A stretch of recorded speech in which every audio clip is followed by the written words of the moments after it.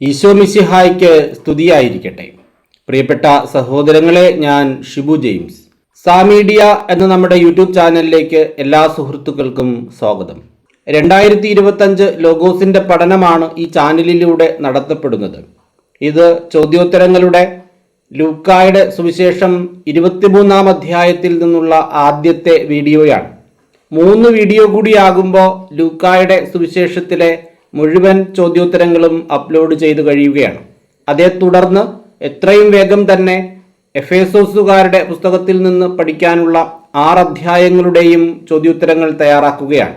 ഈ മാസം 15-ാം തീയതിക്ക് മുൻപ് തന്നെ പ്രാഥമിക റൗണ്ട് ചോദ്യോത്തരങ്ങളെല്ലാം തയ്യാറാക്കി കഴിയുന്നതായിരിക്കും. ഇതിനു സമാന്തരമായി തന്നെ മോക്ക് ടെസ്റ്റുകളും നടത്തുന്നുണ്ട്. ഇനി 30-ാമത്തെ മോക്ക് ടെസ്റ്റ് ആണ് നടത്താൻ പോകുന്നത്. ലൂക്കായുടെ സുവിശേഷം 23-ാം അധ്യായം വരുന്ന ശനിയാഴ്ചയാണ് 30-ാമത്തെ മോക്ക് ടെസ്റ്റ്. ആകെ 100 മോക്ക് ടെസ്റ്റുകളാണ് നടത്തുന്നത്.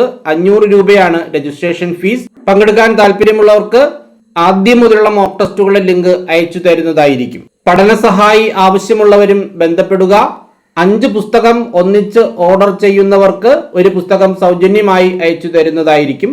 അതായത് 1200 രൂപ അയച്ചാൽ 6 പുസ്തകം നിങ്ങൾക്ക് അയച്ചു തരുന്നതായിരിക്കും. പോസ്റ്റൽ ചാർജ് ഉൾപ്പെടെയാണ് 1200 രൂപ അയക്കേണ്ടത്. ഒന്നാമത്തെ ചോദ്യം, ലൂക്ക അധ്യായം 23-ൽ ആകെ എത്ര വാക്യങ്ങളുണ്ട്? 56 വാക്യങ്ങൾ. ചോദ്യം 2, ലൂക്ക അധ്യായം 23-ന്റെ ആദ്യത്തെ തലക്കെട്ട് പീലാത്തോസിന്റെ മുമ്പിൽ. 3, അനന്തരം അവരുടെ സംഘം ഒന്നാകെ എഴുന്നേറ്റ് അവനെ പീലാത്തോസിന്റെ മുമ്പിലേക്ക് കൊണ്ടുപോയി. ആരുടെ സംഘം? പുരോഹിത പ്രമുഖന്മാരും നിയമജ്ഞരും ഉൾപ്പെടുന്ന ജനപ്രമാണികളുടെ സംഘം. 4, പുരോഹിത പ്രമുഖന്മാരും നിയമജ്ഞരും ഉൾപ്പെടുന്ന ജനപ്രമാണികളുടെ സംഘം ഒന്നാകെ എഴുന്നേറ്റ് യേശുവിനെ എവിടേക്കാണ് കൊണ്ടുപോയത്? പീലാത്തോസിന്റെ മുമ്പിലേക്ക്. 5, യേശുവിനെ പീലാത്തോസിന്റെ മുമ്പിലേക്ക് കൊണ്ടുപോയ ശേഷം അവർ ചെയ്തതെന്ത്? അവന്റെ മേൽ കുറ്റം ചുമത്താൻ തുടങ്ങി. 6, അവർ യേശുവിന്റെ മേൽ ചുമത്തിയ കുറ്റങ്ങൾ എന്തെല്ലാം? 1, ഈ മനുഷ്യൻ ഞങ്ങളുടെ ജനത്തെ വഴിതെറ്റിക്കുന്നു. 2, സീസറിന് നികുതി കൊടുക്കുന്നത് നിരോധിക്കുന്നു. 3, താൻ രാജാവായ ക്രിസ്തുവാണെന്ന് അവകാശപ്പെടുന്നു. 7, ആര് ഞങ്ങളുടെ ജനത്തെ വഴിതെറ്റിക്കുകയും സീസറിന് നികുതി കൊടുക്കുന്നത് നിരോധിക്കുകയും താൻ രാജാവായ ക്രിസ്തുവാണെന്ന് അവകാശപ്പെടുകയും ചെയ്യുന്നതായി ഞങ്ങൾ കണ്ടിരിക്കുന്നു എന്നാണ് അവർ പറഞ്ഞത്. ഈ മനുഷ്യൻ, അതായത് യേശു. 8, ഈ മനുഷ്യൻ ആരെ വഴിതെറ്റിക്കുന്നു എന്നാണ് അവർ പറഞ്ഞത്? ഞങ്ങളുടെ ജനത്തെ.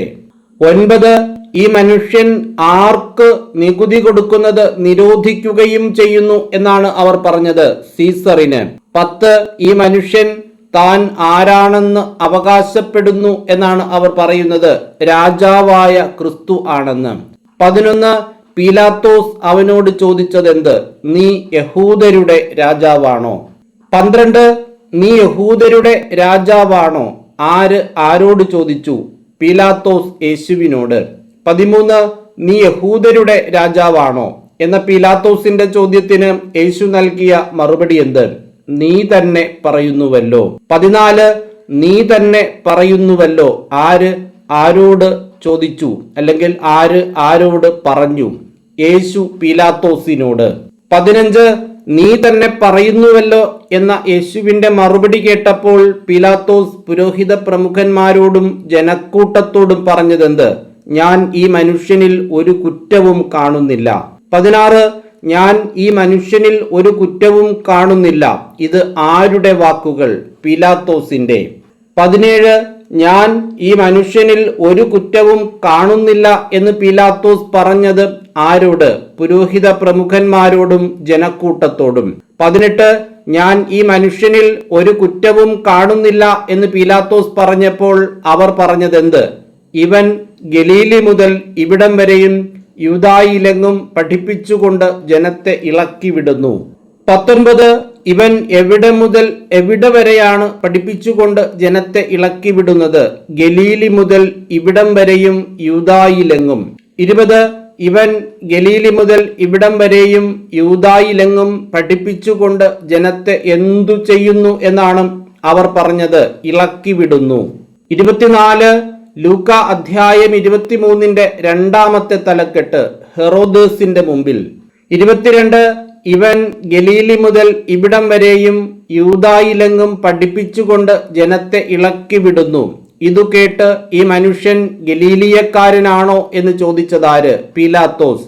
23 ഇവൻ ഗലീലി മുതൽ ഇവിടം വരെയും യൂദായിലെങ്ങും പഠിപ്പിച്ചുകൊണ്ട് ജനത്തെ ഇളക്കി വിടുന്നു. ഇതു കേട്ട് പീലാത്തോസ് ചോദിച്ചതെന്ത്? ഈ മനുഷ്യൻ ഗലീലിയക്കാരനാണോ? 24 യേശു ആരുടെ അധികാരത്തിൽപ്പെട്ടവനാണെന്നറിഞ്ഞപ്പോൾ പീലാത്തോസ് അവനെ അവന്റെ അടുത്തേക്ക് അയച്ചു എന്നാണ് പറഞ്ഞിരിക്കുന്നത്. ഹെറോദേസിന്റെ. 25 യേശു ഹെറോദേസിന്റെ അധികാരത്തിൽപ്പെട്ടവനാണെന്നറിഞ്ഞപ്പോൾ അവനെ, അതായത് യേശുവിനെ അവന്റെ അടുത്തേക്ക് അയച്ചതാര്? പീലാത്തോസ്.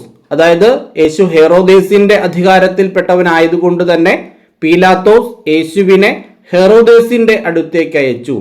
26 എന്തുകൊണ്ടാണ് പീലാത്തോസ് യേശുവിനെ ഹെറോദേസിന്റെ അടുത്തേക്ക് അയച്ചത്? യേശു ഹെറോദേസിന്റെ അധികാരത്തിൽപ്പെട്ടവനാണെന്ന് അറിഞ്ഞപ്പോൾ. 27 ആ ദിവസങ്ങളിൽ ഹെറോദേസ് ഉണ്ടായിരുന്നത് എവിടെ? ജെറുസലേമിൽ.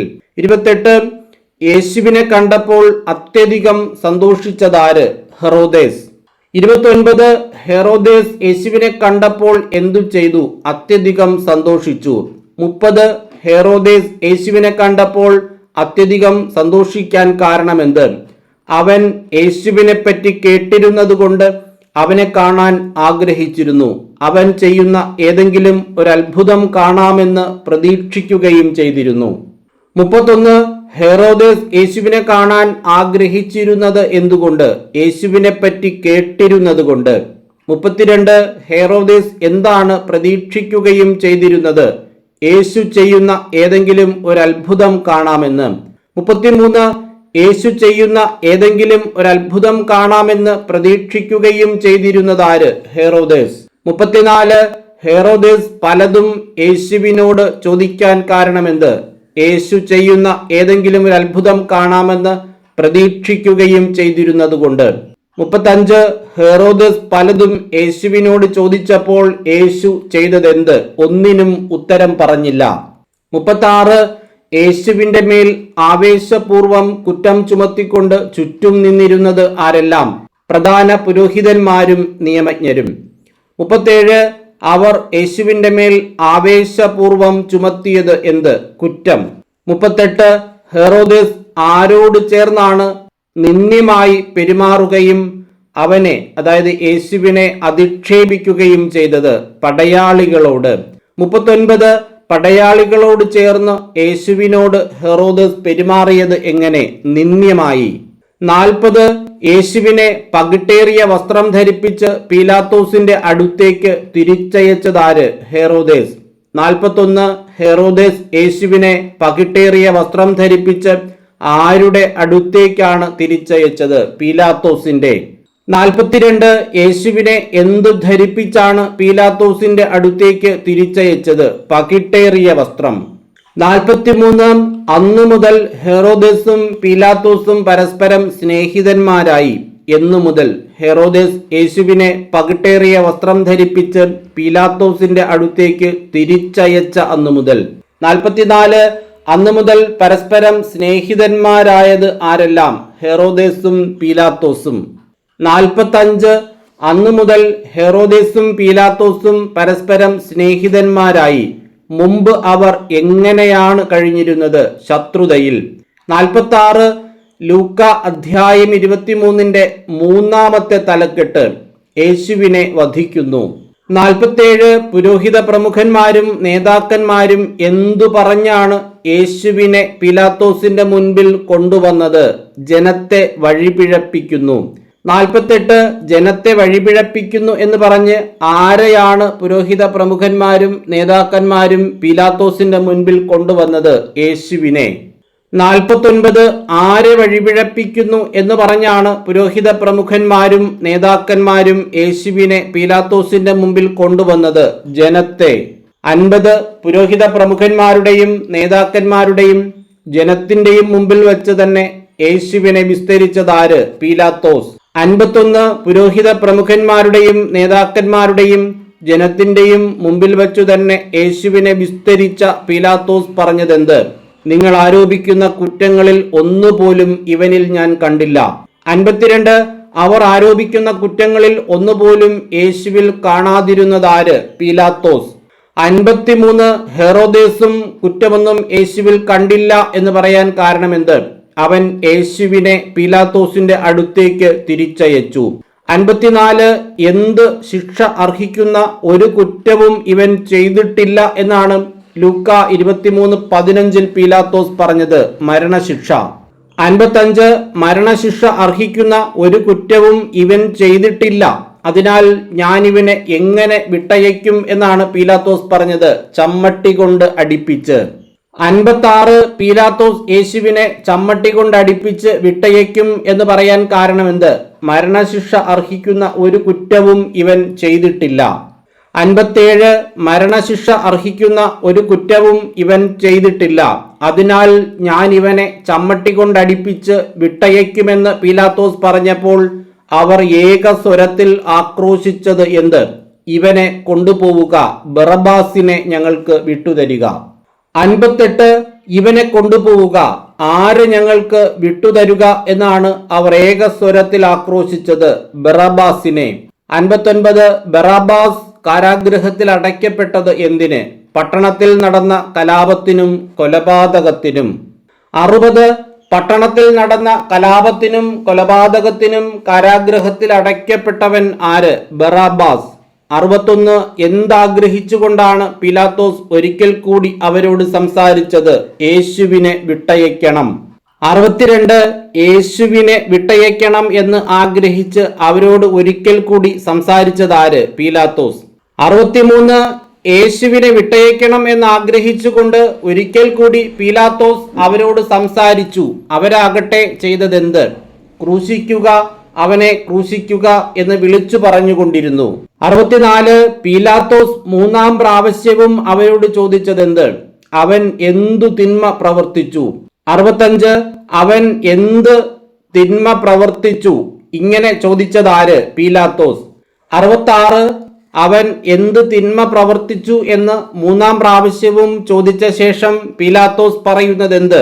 വധശിക്ഷ അർഹിക്കുന്ന ഒരു കുറ്റവും ഞാൻ അവനിൽ കണ്ടില്ല, അതുകൊണ്ട് ഞാൻ അവനെ ചമ്മട്ടി കൊണ്ടടിപ്പിച്ച് വിട്ടയക്കും.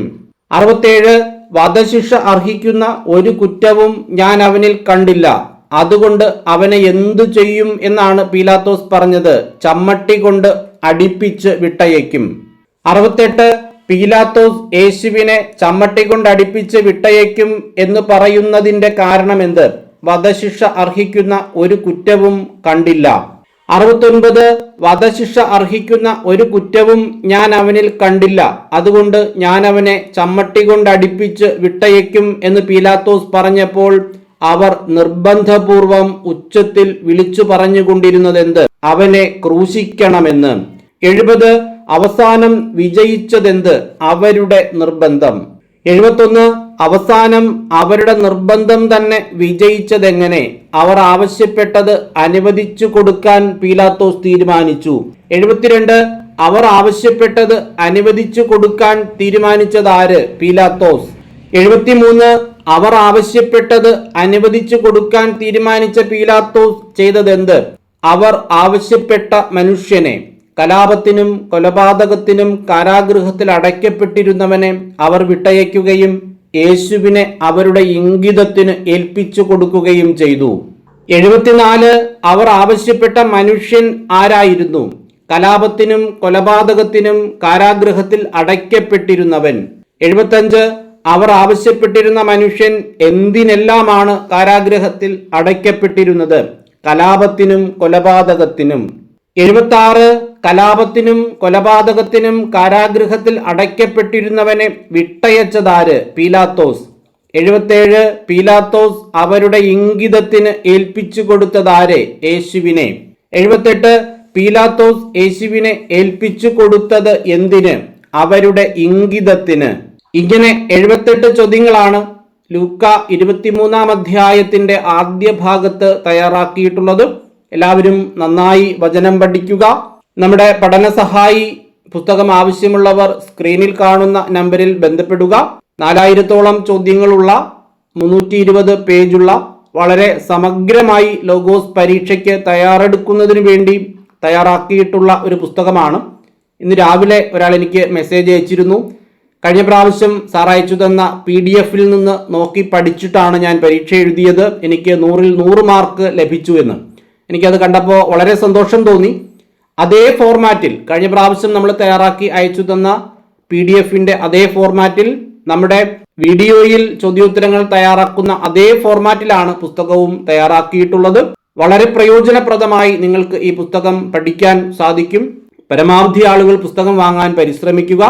അതുപോലെ തന്നെ പുസ്തകം ആർക്കെങ്കിലും 1-2 പേർക്ക് വാങ്ങിക്കൊടുക്കാൻ കഴിയും എന്നുള്ളവർ അതിനും പരിശ്രമിക്കുക. അങ്ങനെ മറ്റുള്ളവർക്ക് 2-3 പുസ്തകം വാങ്ങിക്കൊടുക്കാൻ സന്മനസ്സു കാണിക്കുന്ന ആളുകൾക്ക് പോസ്റ്റൽ ചാർജ് ഇല്ലാതെ പുസ്തകം അയച്ചു തരുന്നതായിരിക്കും.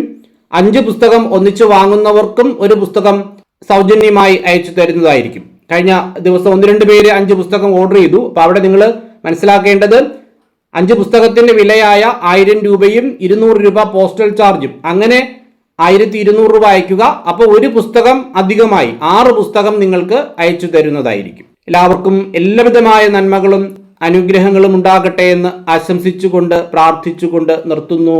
നന്ദി.